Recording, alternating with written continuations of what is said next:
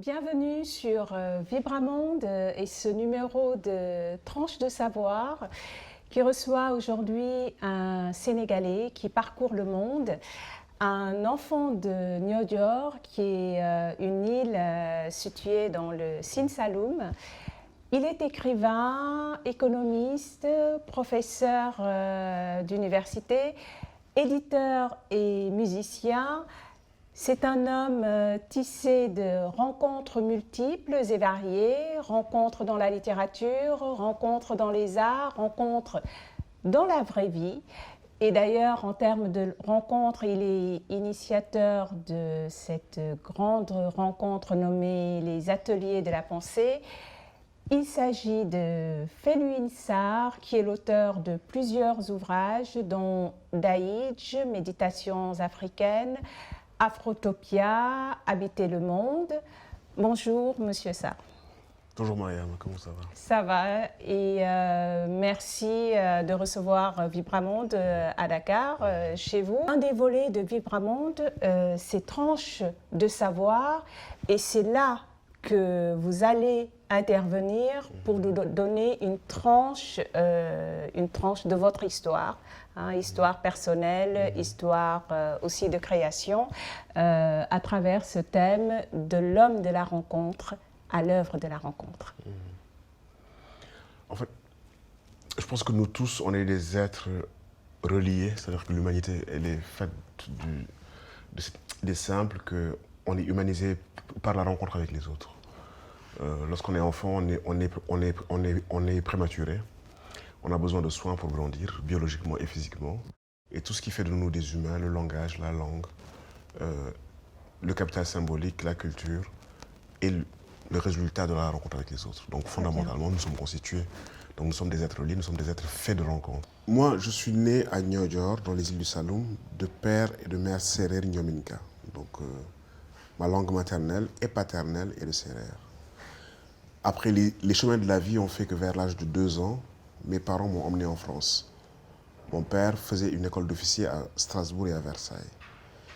Donc je pense qu'à peine j'ai commencé à parler le Serer, ou en tout cas à l'entendre, me voici propulsé en France, dans la tendre enfance, et je commence le jardin d'enfants, moyenne grande section, à Strasbourg et à Versailles. Donc je parle français et j'entends le Serer. Mes parents à la maison parlent Serer, et mes parents me rapportent que quand on était à Strasbourg et à Versailles, lorsqu'ils me parlaient en Serer, je répondais en français. Je parle pas encore Wolof, parce que étant né à Niodior, la langue de Niodior c'est le Serer. Après ça, on a fait un rapide séjour à Saint-Louis, puis on est parti en France. Et je reviens au Sénégal, je dois avoir 6 ans, 6 ou 7 ans, et je commence l'école primaire. On habite au camp militaire à Bargny, et je suis inscrit à Rufisque. Et c'est à cet âge-là, entre 6 et 7 ans, que je commence à parler Wolof, à l'école, dans la cour de récréation, les jeux avec les gamins. Et en plus, j'habite à Bargny, qui est une communauté lébou, et même le Wolof, je commence à parler lébou, pas le Wolof de Dakar. Et c'est drôle, je commence par les insultes. C'est ce qu'on apprend en premier. Parce que dans la communication, on joue au foot, les jeux entre les gamins, les bagarres, les insultes, ce sont les premiers mots que j'apprends de la langue. Et rapidement, j'acquiers le Wolof.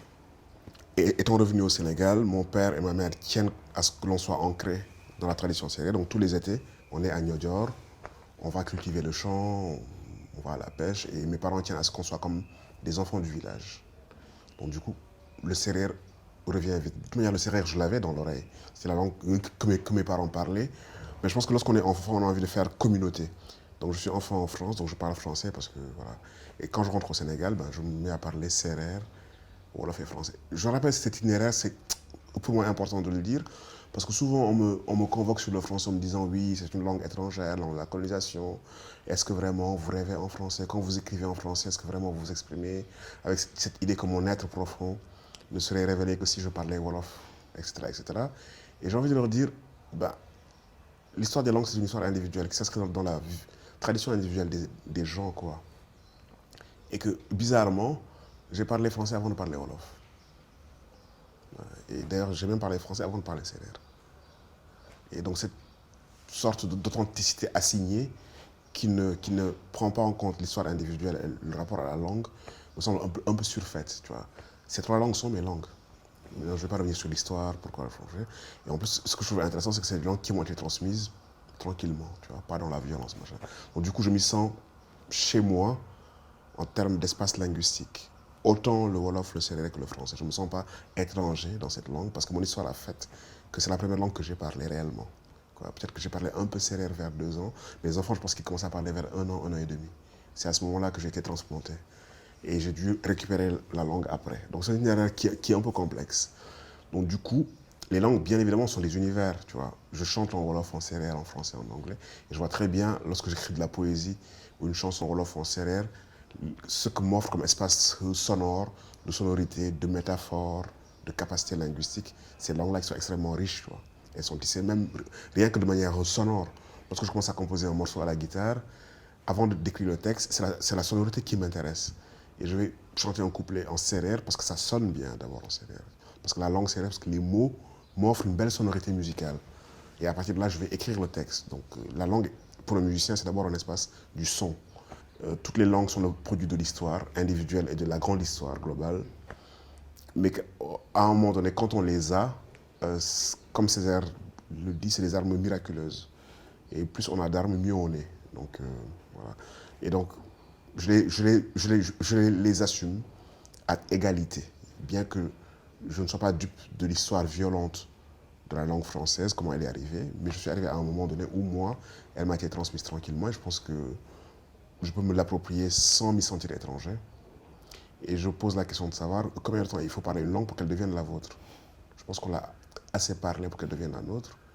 Et Sankara disait, on l'a payé assez cher, cette langue, pour qu'on se l'approprie. Et voilà. Mais ça, c'est la question politique. Mais c'est une chose, mais au niveau individuel, pour moi, ce qui est important, c'est de reconstruire l'itinéraire. Comment la langue vous est arrivée dans votre histoire individuelle. Et c'est pour moi ça le plus important chez un individu. Ce n'est pas l'histoire, la grande histoire sociale et politique et historique.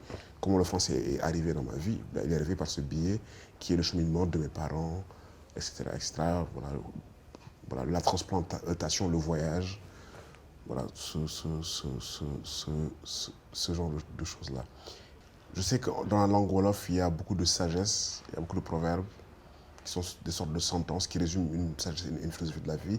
Il y en a en sérère, j'ai dans l'oreille les expressions de ma mère dans certaines situations, tu vois, comment elle va les résumer. Tu vois. Exemple, il y a une expression que j'aime beaucoup en sérère, où elle dit « Adna nange basila nanango hesa agnot ». Ça veut dire en français, le monde n'est jamais enceint, comme une femme enceinte, on ne voit pas son ventre.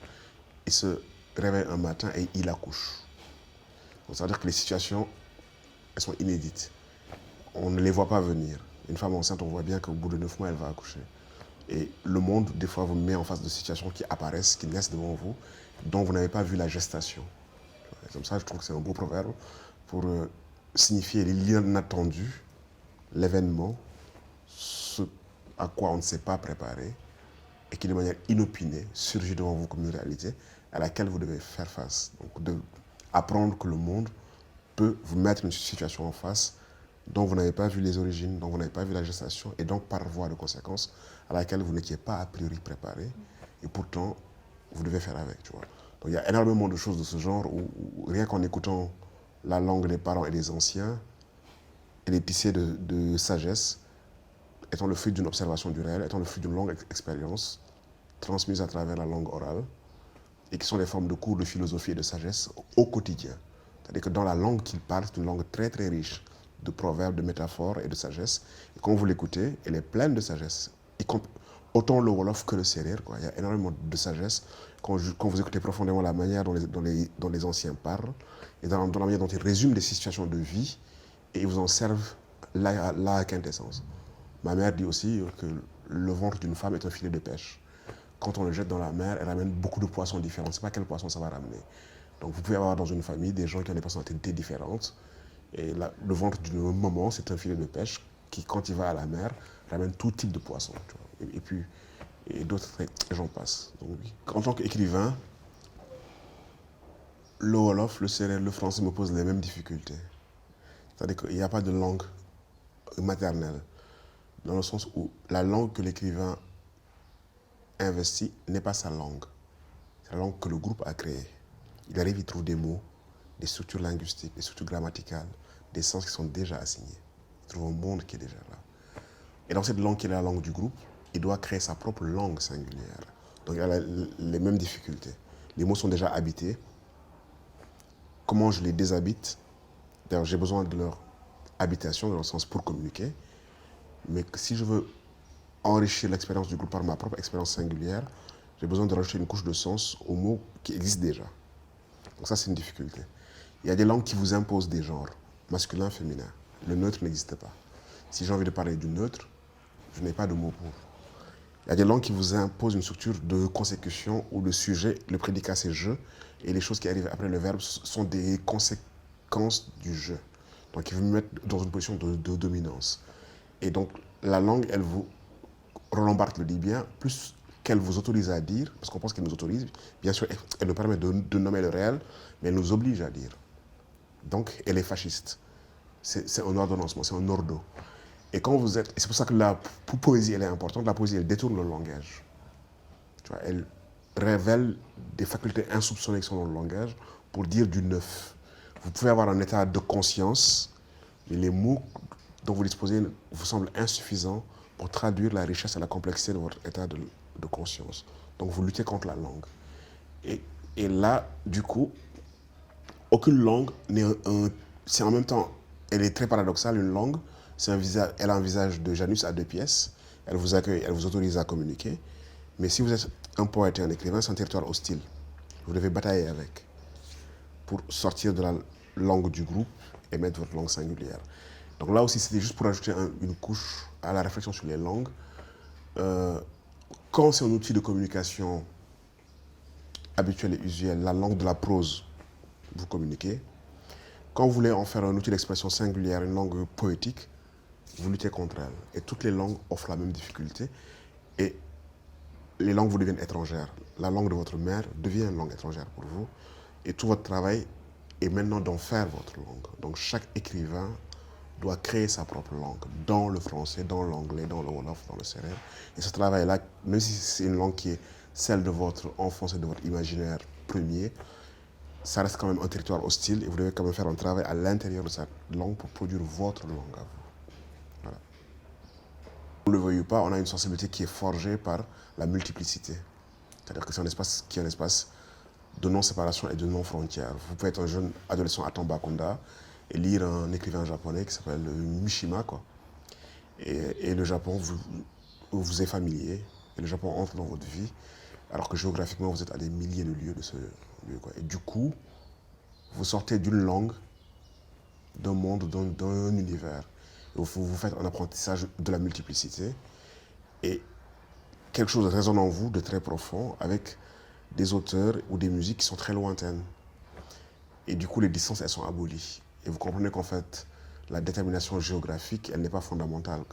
Que ces individus qui vous racontent des histoires qui vous parlent sont tissés des mêmes fils que vous. Et là, vous faites l'expérience de l'universalité de la commune humanité. Parce qu'une histoire japonaise qui vous parle profondément vous fait comprendre que ce qui se joue, là, se joue au niveau de l'humain. Il ne se joue pas au niveau de la culture japonaise, etc., etc. Et donc, du coup, je pense que très tôt, on ne sait pas trop ce qui nous embarque, mais il y a quelque chose qui vous embarque dans des chemins. Et la littérature et la musique sont ces deux chemins-là et qui vous ouvrent à des univers très vastes. Et puis moi, je commence à composer ce que j'appelle des affinités électives. Tu vois, j'ai des amis, j'ai des compagnons, des gens comme René Char, des gens comme Mishima, des gens comme Jalal Oudin Rumi, des musiciens de reggae, de jazz, voilà, qui deviennent mes compagnons et qui deviennent mes contemporains. Mes contemporains, pas tant qu'ils sont vivants, mais parce que je suis en dialogue au quotidien avec eux. Une bibliothèque, c'est un dialogue avec des gens qui ont disparu du monde de phénoménal, mais qui ont laissé une trace qui est lumineuse et qui vous parlent aujourd'hui. Et avec qui vous pouvez rentrer dans un dialogue silencieux, dans un dialogue hors temps, et qui continue à vous enrichir et à vous constituer et à vous nourrir.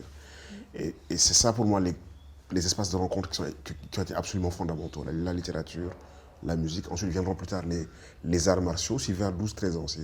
Donc c'est à la même époque où je rencontre les arts martiaux de l'Asie du Sud-Est, le karaté, donc Shotokan, et où je m'y retrouve fondamentalement comme exercice physique, spirituel et mental, et où mon désir de sport, de tout ce que l'on veut, trouve assez penché dans ça lorsque l'on est ado. Et petit à petit, ça devient une voie spirituelle, une voie éthique. Ce n'est pas juste le geste, ce n'est pas juste les capacités physiques, la capacité de se défendre ou pas. Et puis après, ça va au-delà de ça. On comprend que c'est un art de vie, c'est une manière d'être, c'est une philosophie, c'est un rapport aux choses que le dojo, le lieu de la voie, vous enseigne. Tu vois. Donc du coup, quand on vous assigne à une identité, je trouve ça drôle parce que je sais profondément que l'identité à laquelle on m'assigne, elle est minimaliste. C'est une portion congrue de ce que fondamentalement je suis. Parce que ce que je suis est bien évidemment constitué de mes héritages que je dirais premiers et naturels, le cercle familial, la culture nationale, la culture régionale, Sérère, Wolof, fils de militaire, etc. etc. Ce qui m'a été transmis dans mon cercle normal, que je prends, que je valorise, et dont aussi je fais le tri, parce qu'il y a aussi ce rapport avec ses propres héritages, mais que ces héritages, je les assume, ils sont importants et fondamentaux, mais à un certain moment de la vie, on les enrichit. On les enrichit de tout ce que je viens de dire et on fait son propre bouquet de fleurs, quoi. Comme les Japonais avec leur art de l'arrangement floral. On va chercher dans chaque lieu, avec soin, la fleur qui nous parle, le parfum qui nous parle, et on compose son propre bouquet. Et on grandit avec, quoi. Et puis on est dans un processus d'autoconstitution. Donc je dirais littérature, musique, arts martiaux, pour moi, sont trois grands lieux de rencontre. Et je rajouterais aussi peut-être l'espace des questions spirituelles. La rencontre avec les grands mystiques des traditions musulmanes, Ibn Arabi, Jalaluddin Rumi, etc. Et aussi des grands mystiques des traditions chrétiennes, bouddhistes. Et avec le sentiment que, fondamentalement, comme le disait Teilhard de Chardin, tout ce qui monte converge. Et qu'à un moment donné, les formes extérieures, les expressions culturelles de la spiritualité, elles sont importantes, mais elles relèvent de l'extériorité de la forme. Et que ceux qui cheminent et qui vont au cœur se dépouillent des formes. Et que les grands maîtres mystiques et les grands maîtres spirituels se rejoignent dans ce qu'il y a de plus fondamental. Et qu'on peut être issu d'une tradition, c'est une fenêtre sur le tout, mais il ne faut pas considérer que de sa fenêtre, seule sa fenêtre autorise et permet de voir le tout. D'une autre fenêtre, on peut aussi voir le tout et ne pas confondre sa partie avec le tout. Comprendre que ce qui est fondamental, c'est d'aller vers le cœur des choses. Écoute, je vais te mettre dans la confidence. Mon prochain livre qui est fini, presque fini, est un livre sur le voyage. C'est un livre qui s'appelle La saveur des derniers mètres, comme centimètres, où je raconte les villes que je visite. Lisbonne, Kampala, Douala, Istanbul, mon île Niodior, des endroits improbables, et où je raconte ce que j'y vois, ce que mon œil remarque, et je raconte en même temps les paysages intérieurs que la rencontre du voyage dessine en moi. Donc un livre qui est in and out, où je pars dans le monde, je voyage dans le monde, et je raconte ce que le monde me fait. Et c'est un livre sur justement quoi, sur le voyage et la rencontre. C'est ça. Et il y a beaucoup de chapitres sur plein de lieux, New York, Montréal, Le Caire, je sais pas, Alexandrie. Et, voilà. Et aussi, ça sont des lieux physiques, mais il y a aussi des chapitres qui sont des voyages intérieurs, où le déplacement n'est pas physique, mais il est juste intérieur. Je vais dans un cimetière avec une petite porte bleue, je rentre dans le cimetière, mon père y est enterré, et quelle est l'expérience de cette visite au cimetière, et quel est le déplacement intérieur, que ce voyage dans ce lieu, qui est le lieu de l'ancrage, qui est un nouveau lieu de l'ancrage, et un lieu d'un nouveau dialogue silencieux. Qu'est-ce que ce voyage-là opère? Donc, effectivement, la question du voyage, c'est mon prochain ouvrage. On a une condition qui est biologique, nous le savons, quoi. Mais on a une condition qui est aussi cosmique. Nous sommes faits donc d'éléments, donc d'atomes qui viennent des étoiles, qui viennent des univers cosmologiques. Mais nous avons considéré que nous étions la conscience éveillée de l'univers et que nous étions le maître de toutes choses et la mesure de toutes choses. Et que dans notre rapport avec le reste du vivant, au-delà même des humains, que nous devions être les maîtres et les possesseurs de la nature, comme dit Descartes. Et cette vision de notre rapport aux autres, qui est un rapport de surplomb, c'est elle qui nous amène dans toutes les impasses qui sont les nôtres aujourd'hui. Le changement climatique, l'agression du biotope, l'incapacité de vivre en harmonie avec les autres communautés du vivant, parce que c'est des communautés avec lesquelles nous devons avoir des relations de convivialité, de coopération, de négociation, etc. etc. Et avec cette idée de les objectiver et d'en faire des objets qui sont dévolus à notre jouissance personnelle et puis à notre profit personnel. Et c'est peut-être ça, cette arrogance que tu signales, c'est de ne plus être en mesure de tenir une place juste dans l'espace du vivant. Et grisés que nous sommes par notre puissance technologique, par notre capacité de maîtrise de ce que l'on appelle la nature ou l'environnement, et avec aussi cette vision dichotomique et séparatiste, l'homme, la culture, la nature, alors que c'est un espace d'interrelation fluide. Beaucoup de communautés humaines, amérindiennes, africaines, même anciennement européennes, avaient des rapports de négociation avec le vivant. Et considéraient que justement, de leur survie dépendait de la capacité qu'ils avaient à négocier avec le vivant, une place juste. Et il semble que c'est ce que notre civilisation techno-industrielle a perdu fondamentalement. Et les impasses dans lesquelles elle s'enfonce sont liées aussi à toute une vision de notre place dans l'univers et comment est-ce qu'on repense notre place dans l'univers. Mais heureusement, il y a de plus en plus de réflexions, de travaux qui vont dans ce sens. Il y a une remise en cause quand même de cette grande dichotomie nature et culture. On vit les effets du réchauffement climatique, même s'il y a des climato-sceptiques. On sait que le modèle industriel dans lequel on est n'est pas viable et qu'on doit réarticuler des rapports beaucoup plus sains et équilibrés avec le vivant. Même le terme environnement, il est problématique. Une certaine acception est problématique parce que c'est ce qui nous environne. Donc, ça veut dire que nous sommes au centre et ça nous environne.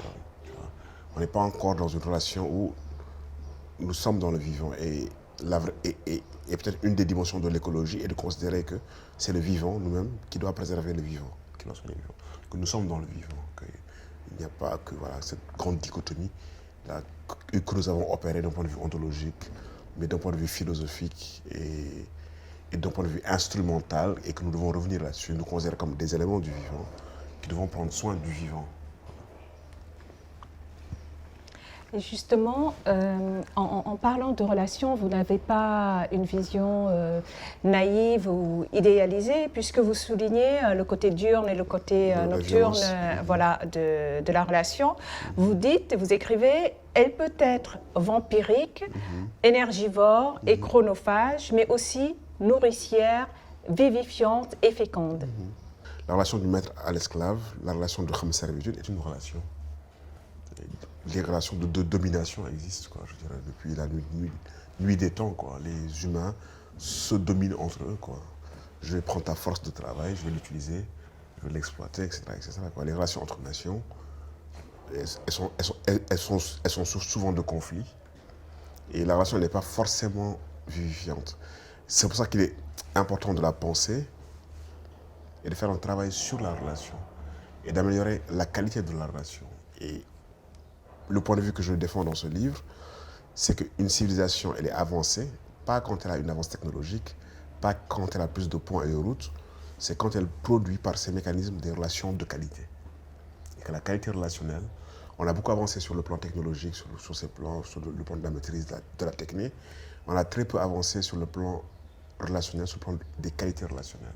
Et pour moi, le prochain progrès qu'il faut atteindre, c'est un progrès subtil, c'est celui-là, c'est le progrès relationnel. En tant qu'individu, en tant que groupe, entre les relations entre nous et le vivant, les relations. Et si nous mettons en place une matrice culturelle qui produit des relations de qualité, là on a un vrai progrès civilisationnel. Et que c'est ça le vrai progrès civilisationnel. Donc du coup, la relation n'est pas automatiquement de qualité. Et nous sommes dans un monde où justement, ce que le sous-titre c'est de politique relationnelle, où les relations entre les groupes humains sont dégradées, sont absolument dégradées.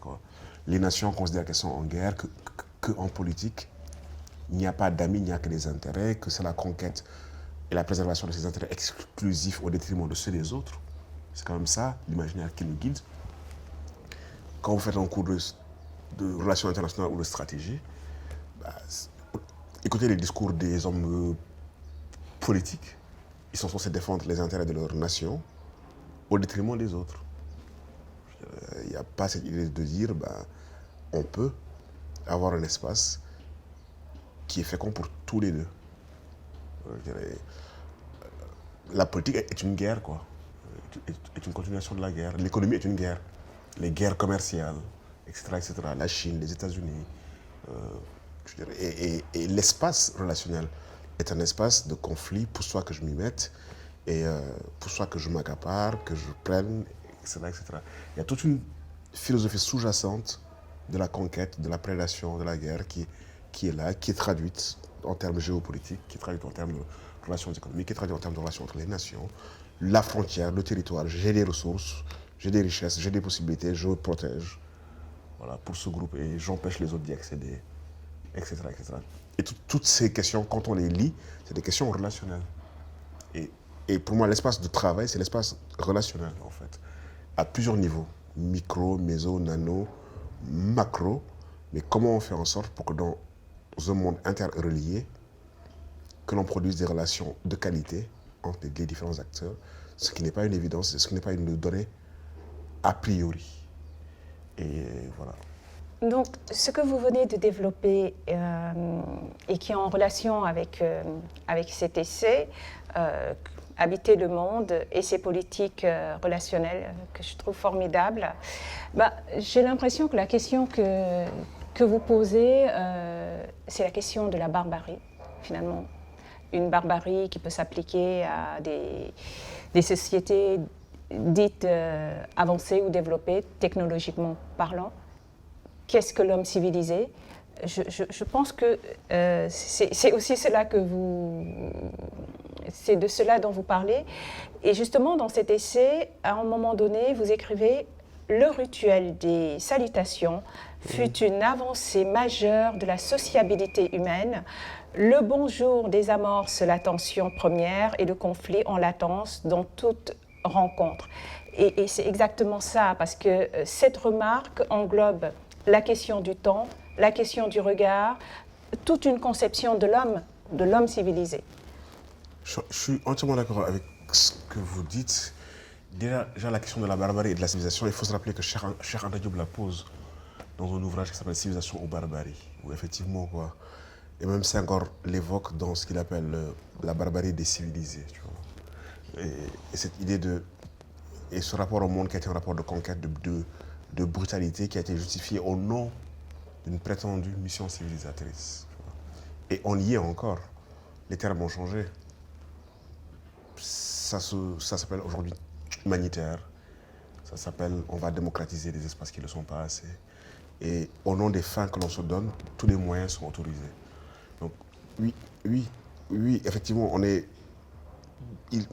est vraiment important de s'interroger sur c'est quoi la civilité, quoi, ou la civilisation.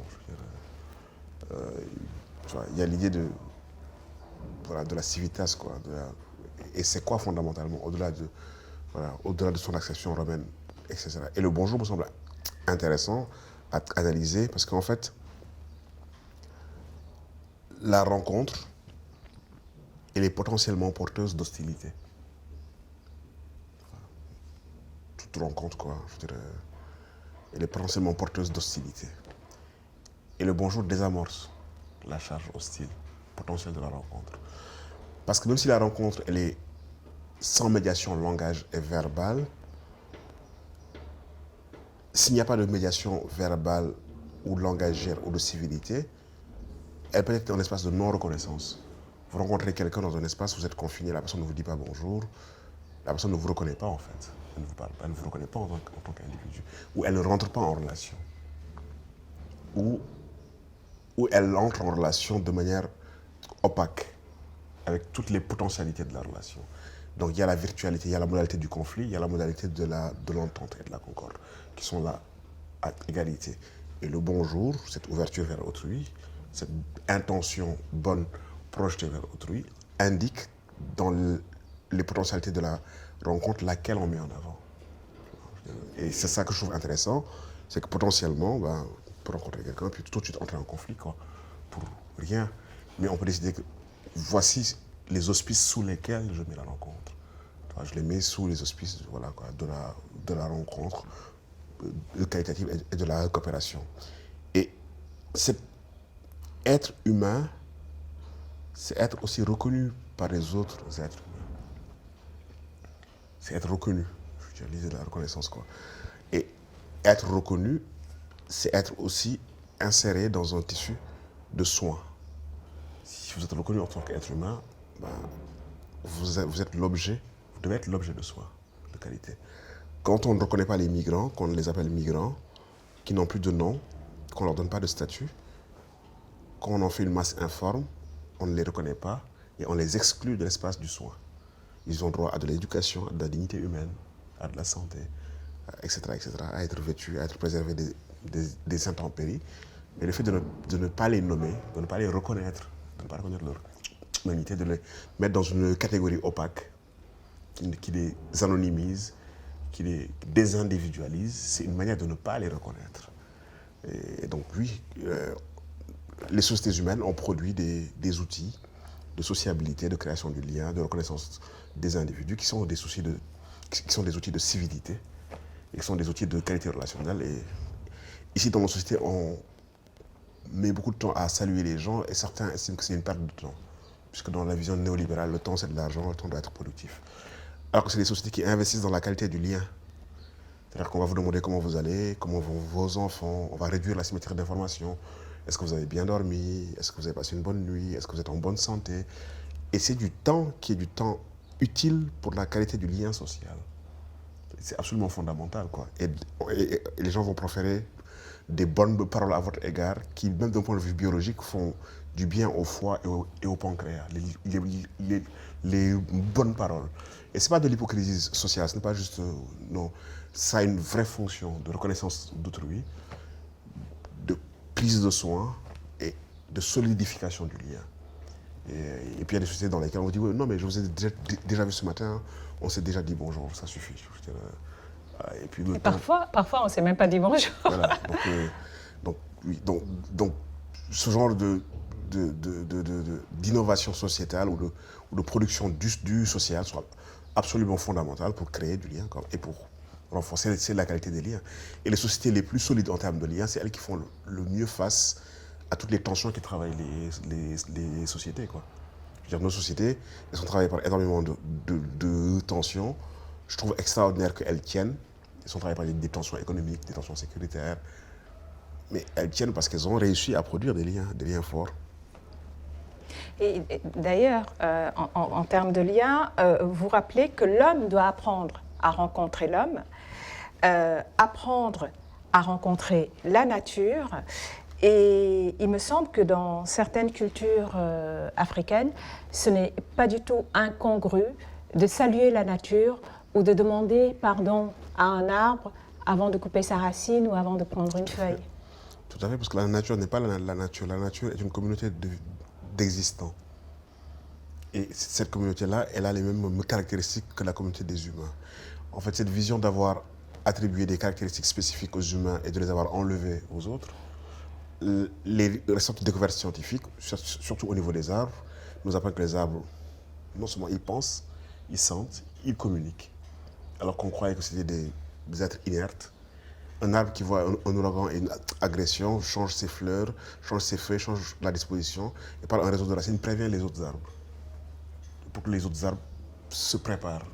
Et il y a une vraie communication entre les arbres, il y a une vraie intelligence des arbres.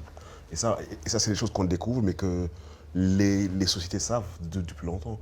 Les sociétés qui ont entretenu un rapport à la nature depuis longtemps. Donc du coup, quand on va prélever des ressources dans la nature, non seulement à l'époque on prenait ce qu'il fallait, mais on demandait pardon aux arbres, on demandait pardon à la communauté des lamentins, en leur disant qu'on va chasser du lamentin. Et on leur donnait même rendez-vous, on disait on a besoin d'un lamentin, donc on ne va pas chasser de manière anarchique et en tuer plusieurs alors qu'on en a besoin d'un. Et celui dont on a besoin nous donne rendez-vous à telle plage, à telle heure, tel jour. Et on compense le mal qu'on fait à la communauté. Et il y a une relation de négociation, de dialogue entre des communautés d'existants. Et ça, c'est des écologies premières qui existent dans les sociétés africaines, dans les sociétés amérindiennes, qui ont été totalement documentées et qui étaient un rapport où on considérait que les autres sont des existants, sont des communautés, sont des vivants, des existants comme nous, et avec lesquels on doit entretenu un certain nombre de rapports. La nature a fait que nous sommes des prédateurs en bout de chaîne, que nous avons besoin du vivant.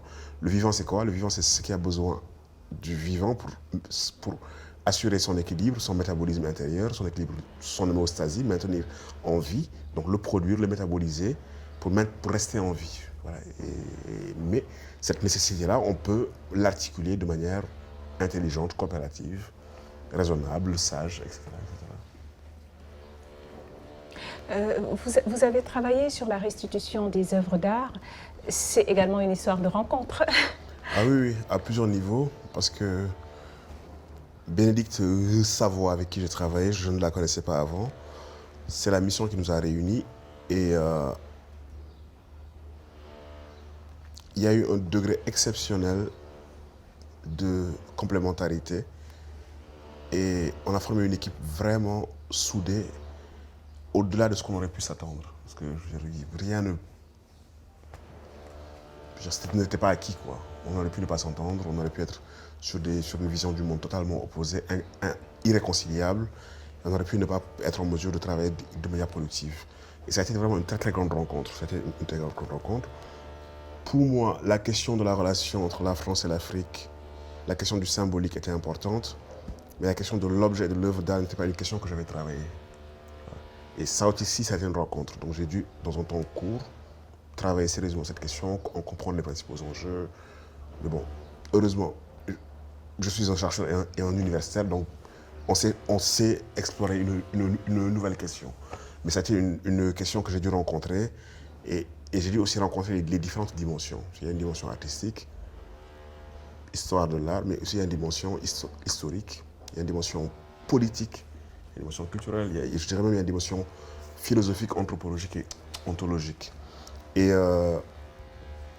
aussi, c'est fondamentalement une question relationnelle et une question de rencontre parce que lorsqu'on l'analyse et qu'on se pose la question des objets, de leur itinéraire, de comment ils en sont arrivés là, pourquoi est-ce qu'ils doivent retourner, etc., tous les impensés de la relation remontent.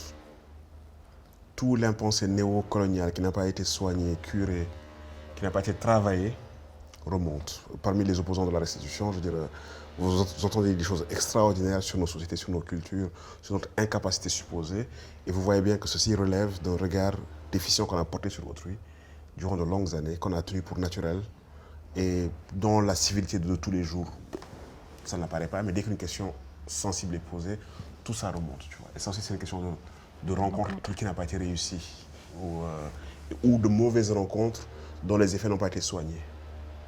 Et même le moment où ils viennent prendre les objets, c'est un moment de la rencontre. Et Césaire appelle le colonialisme la rencontre de la face hideuse de l'autre. C'est-à-dire qu'on peut rencontrer l'autre de plusieurs manières, mais on peut aussi rencontrer sa face hideuse. Et ces rencontres-là ont produit des choses dans le temps. Et que fait-on de ces productions dans le temps, de ce type de rencontre-là, où le rapport de domination faisait qu'on prenait, on spoliait, on s'appropriait, et puis qu'on incorporait dans son patrimoine à soi des objets qui ne nous appartiennent pas, qui relèvent d'autres cultures, et sur lesquels même on a accordé des significations totalement différentes des groupes qui les avaient produits. Et ça, c'est le fruit de la rencontre. Et que fait-on aujourd'hui si on veut initier de nouvelles rencontres sur des modalités relationnelles totalement différentes, qui sont basées sur le respect mutuel, la réciprocité, et une nouvelle économie relationnelle? Que fait-on du fruit de ces anciennes rencontres qui ne se sont pas faites sous les meilleurs auspices? Et c'est une réflexion fondamentale sur la rencontre. Et c'est pour ça que le rapport, on l'a terminé par le sous-titre, c'est vers une nouvelle éthique relationnelle. C'est-à-dire que restituer le patrimoine africain, oui, mais l'objectif ultime, c'est pas tout ce qu'on a entendu, c'est d'aller vers une nouvelle éthique de la relation. Comment est-ce qu'on apprend de cette histoire pour fonder une éthique relationnelle différente? L'organisation de l'atelier, des ateliers de la pensée, c'est aussi une histoire de rencontre. Oui, c'est d'abord une rencontre entre Achille Mbembe et moi-même, dont je respecte et j'admire le travail. Et puis, par un hasard, vraiment, Dieu, la nature, l'univers fait bien les choses. L'Institut français, à cette époque, c'était Nadège Choua, qui était la directrice de l'Institut français de Dakar, m'avait proposé une rencontre avec Achille pour débattre de nos deux ouvrages qui sont sortis en même temps. Politique de l'inimitié pour Achille et Afrotopia, qui sont sortis en mars 2016. Donc Nadège voulait qu'on se rencontre à l'insu et qu'on ait un dialogue. Quand je rentre chez moi et que j'allume mon mail pour écrire un message à Achille pour lui proposer, je trouve dans ma boîte mail un message de Achille qui me propose la même rencontre qui lui a été proposée par la Fondation Rosa Luxembourg à Dakar, la même. Le jour où j'ouvre mon mail pour lui écrire, il m'écrit en me disant il y a Rosa Luxembourg qui me propose une rencontre entre toi et moi, ce serait bien qu'on fasse ça à Dakar.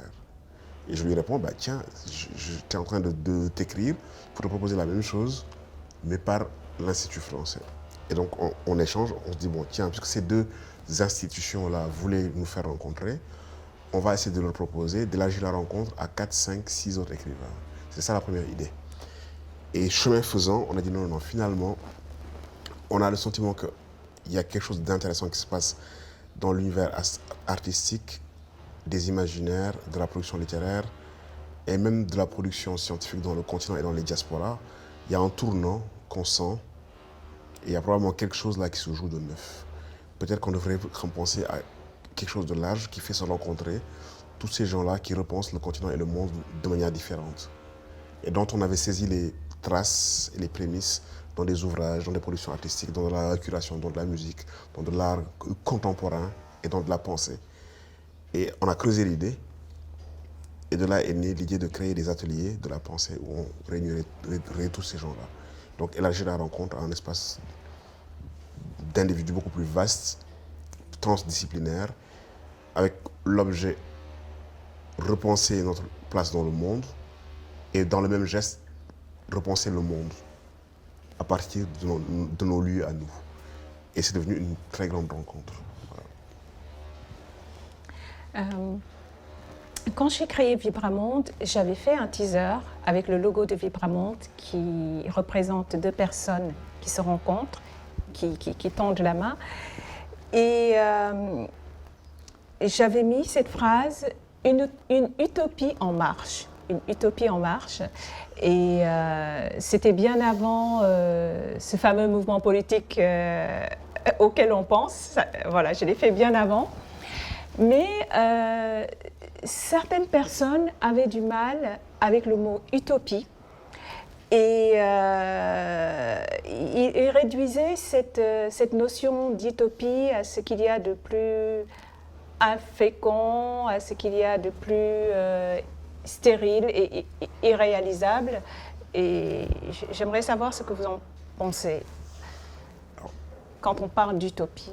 Moi, la notion d'utopie, elle m'a beaucoup intéressé parce qu'elle a été quand même la base de mon travail dans Afrotopia, où ce qui m'intéresse dans l'utopie, c'est son acception philosophique et qui veut dire atopos, qui veut dire le lieu autre.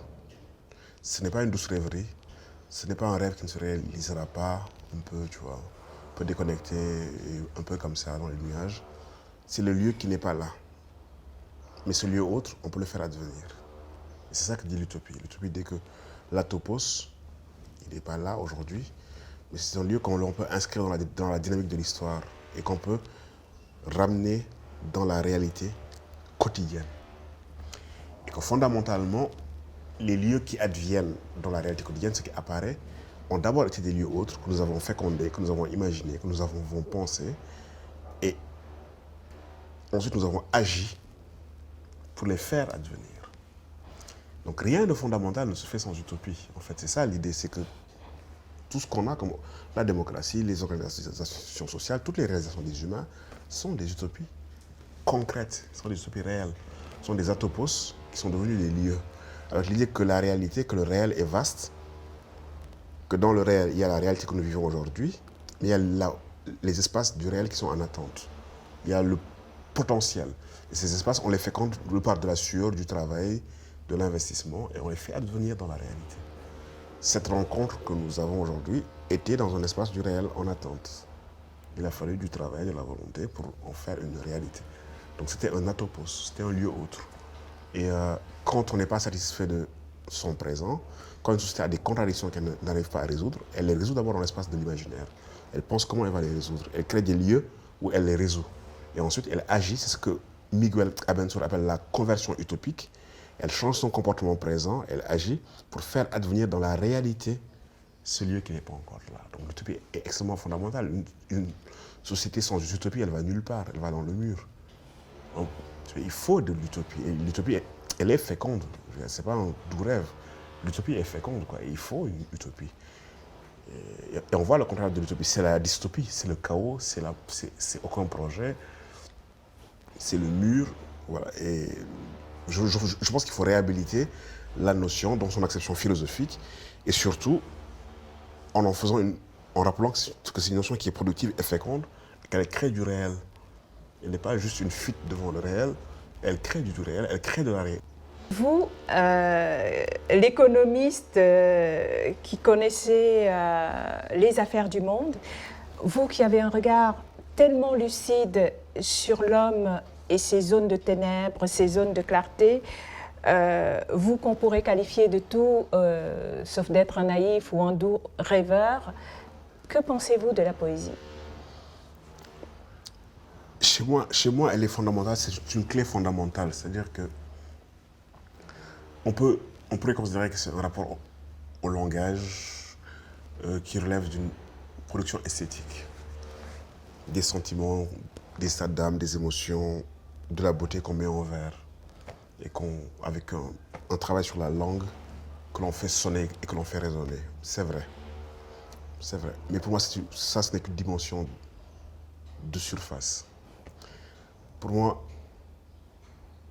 la poésie, elle ouvre des clés de compréhension d'une réalité dans l'outre-langage. Elle permet d'approcher l'indicible, ce qui fait sens profondément, mais qu'on a du mal à saisir dans une formulation classique et prosaïque.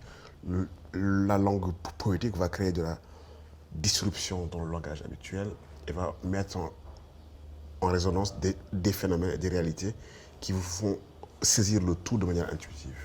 Un poème, des fois, quand on le lit, on n'a pas besoin de le comprendre intellectuellement. Mais on doit le comprendre, on doit le prendre avec. On saisit intuitivement ce que ça dit, où ça nous emmène, sans forcément l'expliciter de manière rationnelle. Il y a un autre rapport à l'apprentissage, il y a un autre rapport à la compréhension des choses. Il y a quelque chose comme ça là, il y a une musique, il y a une atmosphère, il y a des résonances profondes des mots qui sont un peu obscures, il y a les images qui nous parlent, mais qui nous disent aussi des choses qu'on ne comprend pas trop. Et puis on saisit qu'il y a là quelque chose auquel on touche. Ça, le poème le fait. Quand on va chez René Char, il a une poésie aphoristique qui est une philosophie et une sagesse. Et dans le vers, il y aura un condensé de pensée, de sagesse et de lumière. C'est aussi un espace d'apprentissage. Mais il n'y a pas que ça. Il y a aussi le fait que la poésie, comme dit Richard, le poème ou le poète, c'est l'humain qui est réfractaire au projet calculé. C'est-à-dire qu'il induit un rapport au réel chez vous, qui fait que lire de la poésie est une chose, mais on peut habiter le monde poétiquement, on peut vivre poétiquement. Et là encore pour citer René Char, l'oracle ne me vassalise plus, j'entre, j'éprouve ou non la grâce. Ça, je trouve ce vers extraordinaire parce que c'est un rapport brutal et frontal à la réalité, où je ne suis pas là dans les oracles à être le vassal des oracles. Est-ce que ça va le faire? Est-ce que ça ne va pas le faire? Être dans des petites craintes, aller voir tous les oracles pour savoir est-ce que l'expérience que je vais vivre, elle va être bénéfique ou pas, être un peu sur la pointe des pieds. Il dit l'oracle ne me vassalise plus. J'entre, donc je fonde le monde. Et qu'est-ce qui se passe? J'éprouve ou non la grâce. Donc il y a une forme d'acceptation de ce que le monde, de la configuration du monde. C'est une sagesse, c'est un vers qui est puissant poétiquement, et c'est une éducation à un rapport au monde. Tout ça est dans un vers, de quelques mots. Tout ça, toute une philosophie, toute une pensée, toute une manière d'être. Et il y a là quelque chose qui vous amène à transformer votre rapport aux choses. Avoir un rapport beaucoup plus nu aux choses. Il le dit d'ailleurs dans un autre vers. Il dit les justes sont ceux qui meurent mutilés pour s'être exposés nus au bien. Il le dit encore, il le dit dans un autre vers. Tu vois. Donc, et pour moi, c'est fondamentalement ce que la poésie apporte. Elle apporte bien sûr une compréhension profonde des choses dans leur essence et dans leur opacité, une saisie profonde des choses. Elle est une clé de compréhension du monde dans des strates de la réalité, qui sont des strates beaucoup plus profonde, mais elle est aussi une éducation à une sagesse, à une manière d'être, à un rapport à la réalité. Et qu'il n'y a pas que la dimension juste lecture du texte poétique, il y a la dimension aussi vivre l'expérience du monde de manière poétique. Saisir le monde, habiter le monde de manière poétique que la poésie amène. Et que la poésie, bien évidemment, elle déborde le texte écrit, elle déborde l'expression écrite. Rimbaud, quand il décide d'arrêter d'écrire, il va à Djibouti, il va dans l'est de l'Afrique, et il décide désormais de vivre poétiquement, de ne plus écrire de la poésie, mais de vivre différemment. Il a été trafiquant d'armes, ça on le sait, mais d'avoir un rapport au réel qui est un rapport poétique au réel. D'ailleurs, vous anticipez sur la question, parce que je me disais, mais ce qui me plaît chez vous, c'est que vous ne vous laissez pas intimider par les cyniques, qui se définissent comme des réalistes. Non seulement vous soutenez, là je vous cite, que la poésie et les arts, par la poésie et les arts, nous pouvons habiter l'infini du monde, ainsi que ses dimensions les plus subtiles et les plus élevées. Mais vous affirmez aussi qu'il est possible de créer une nouvelle manière d'habiter le monde, manière poétique d'être au monde. C'est ça que vous... Oui, parce que les cyniques...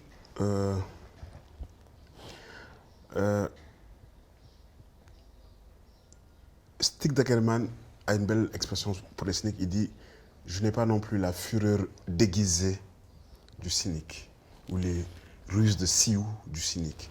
En fait, les cyniques veulent faire croire qu'en fait, ils ont compris, en fait. Ils sont blasés, quoi, qu'ils ne se font plus avoir, qu'ils ont un regard lucide sur le réel et que fondamentalement, le réel n'est producteur que de désabusement. Et je trouve là quelque chose qui relève, je ne sais pas quel est le bon terme. Bien évidemment, le réel est porteur d'ombre et de lumière. Être naïf, c'est ne voir que la lumière et ne pas voir l'ombre. Le réel est porteur d'ombre et de lumière, nous le savons. Et à partir de là, que faisons-nous de cette réalité? Que cultivons-nous? Où mettons-nous l'énergie? Dans quoi nous engageons-nous? Tout en sachant que le réel est porteur d'ombre et de lumière. On peut décider d'élargir la lumière, d'élargir la lueur. Et là encore, je vais citer René Char, la bougie sous laquelle nous nous agitons d'en élargir la lueur jusqu'à la lumière. C'est un engagement, c'est un travail. Et c'est un travail qui n'est pas un travail de naïf, c'est un travail qui fait qu'on saisit le monde dans cette dimension obscure, opaque et ombrageuse. Mais on décide résolument de contribuer à l'autre dimension.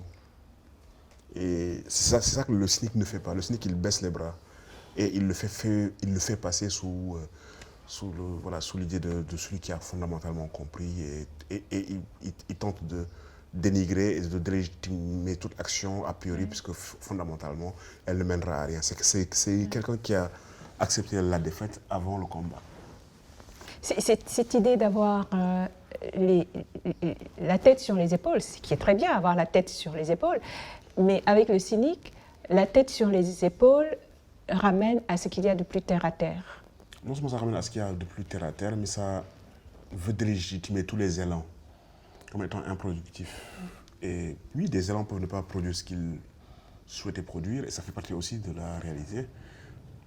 On peut avoir les ailes d'Icare, on peut se brûler, ne pas arriver au soleil.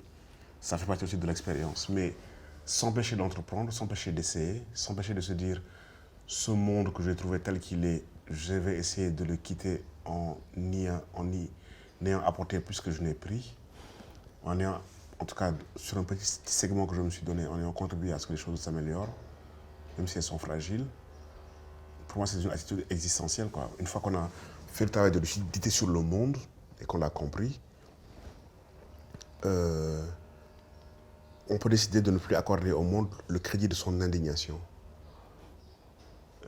Maintenant qu'on est lucide, qu'on sait, on peut passer son temps à s'indigner, comme on peut passer le temps qui nous reste à dire je contribue à quelque chose, tout en sachant quelle est la réalité du monde et que le monde n'est finalement la résultante de ce que l'on en fait.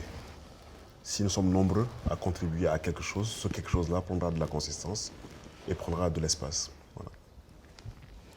Et la façon dont vous concevez la manière d'habiter le monde me ramène à ce que j'aime à dire à propos de Vibramonde, c'est qu'on ne naît pas métis, on le devient.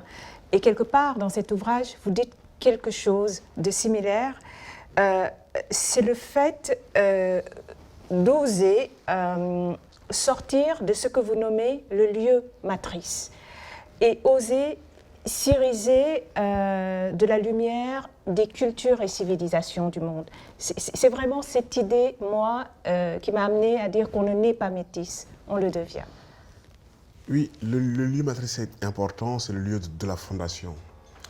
Et on a toujours la nostalgie des origines et on a toujours envie d'être ancré quelque part. Tu vois.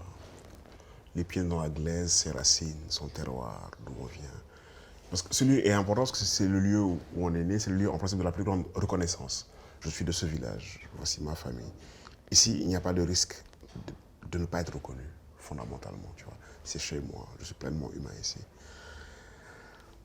Mais être dans le lieu, c'est être en mesure de le quitter. Parce qu'on est tellement de ce lieu qu'on peut le quitter, qu'on peut s'en détacher. Je veux dire, on est tellement de ce lieu qu'on peut partir, qu'on peut quitter le lieu matrice. Et quand tu nais dans une île comme moi, et je pense que la plupart des gens qui naissent dans une île, il faut sortir de l'île. Le voyage devient une nécessité. Le premier voyage, c'est une pirogue, un radeau, et qu'on met au franchissement de la mer. On va vers l'autre rivage. L'île, on en a fait le tour, et on pressent que le monde est beaucoup plus vaste. Les gens qui habitent dans les îles doivent sortir des îles, sortir du lieu matrice, je veux dire, partir dans des ailleurs, je veux dire, et explorer le monde. Et c'est ça l'idée. L'idée, c'est que fondamentalement, si je suis assez d'un lieu, je peux le quitter parce que je suis assez de ce lieu-là et je le porte en moi et j'y reviens. Et la deuxième idée, c'est que on est dans un monde où maintenant on peut être de plusieurs lieux. On n'est plus obligé d'être d'un lieu ou d'un autre. Le voyage ne signe plus forcément l'absence. Avant, le voyage signait l'absence. Je quittais ce lieu, j'y étais absent. J'étais dans un autre lieu, les moyens de communication étaient réduits, etc., etc. Une lettre, elle pouvait prendre des semaines et des mois avant d'arriver. Je n'avais pas de moyens de vivre émotionnellement ce que les gens avec qui j'étais en lien dans ce lieu matrice vivent. Je me détachais de leur expérience sensible et quotidienne et je ne pouvais pas être présent. Actuellement, on est dans un monde où le voyage peut autoriser à la multiprésence. Je peux être présent ici et là-bas, être présent de plusieurs manières. Bon, du coup, la question de la racine, on peut la réinterroger. Je dirais, on peut la réinterroger sous l'optique de glissant du rhizome. Et on peut se poser la question de c'est quoi être dans un lieu, fondamentalement. Qu'est-ce que ça signifie, quoi? Habiter le monde consiste, je vous cite, à habiter les histoires et les cultures de l'humanité, endosser ses multiples visages, se sentir héritier des gisements de sens provenant de ces cultures plurielles. Je répète cette partie parce que je l'adore. Se sentir héritier des gisements de sens provenant de ces cultures plurielles. Habiter le monde, toujours selon Felwine Sarr, c'est habiter les cultures du monde comme on se promène dans une garde-robe riche de vêtements pour toutes les saisons. Et donc, Vibramonde et ces 4 saisons vous disent merci à vous, Felwine Sarr. Un grand merci pour toute la sève que vous apportez à l'humanité. C'est moi qui te remercie pour cette belle invitation.